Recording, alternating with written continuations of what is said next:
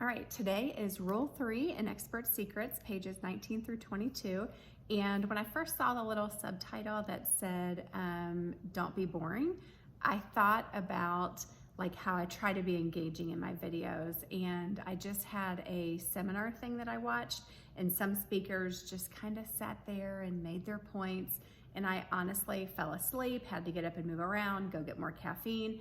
And there were some speakers who were super engaging, lots of hand gestures, lots of inflection with their voice. And when I first read this, that's what I thought it was going to be talking about, like to keep it engaging, keep your audience just wanting to interact with you because you're having a lot of movement and not being dull. But I thought it was very interesting that that's not actually what he's talking about in this section, but talking about finding your space in between the crazy zone and the mainstream kind of boring zone. And he called that the prolific zone. So I thought about, for me, in the keto space, like that's a place where a lot of people are talking about the keto diet, the keto lifestyle.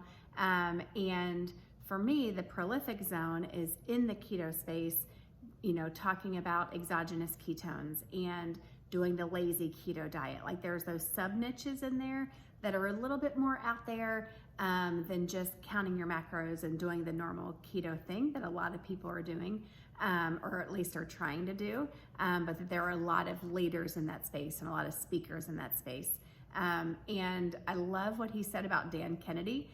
When I first read this almost a year ago, I was kind of a little bit offended by it and thought, that can't be right. That's so weird.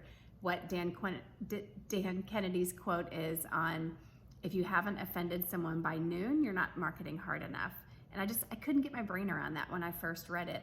But now I understand, if I am pushing hard enough and marketing hard enough in my space, talking about exogenous ketones and talking about how it's better to be lazy keto, I am going to offend someone every day who is strict keto, who wants to count their macros. So I get it now. If I haven't offended someone, then I'm not doing enough, because people are going to be offended by my message because it is more kind of a softer version of keto that is offensive to people who are true, like keto purists, keto Nazis, whatever, keto police, whatever you want to call them.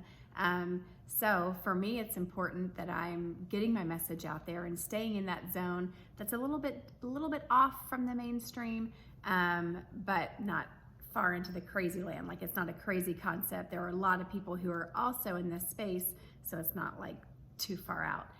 So great message today to just find the zone. Don't get too crazy, but you got to differentiate yourself from the mainstream, from what other people are doing, so that you'll stand out. And yes, that will involve offending some people. And that's a hard thing for us to get our minds around, because we don't want to offend people or hurt their feelings, or have enemies, but it's apparently like a natural consequence that will show you that you're doing a good job.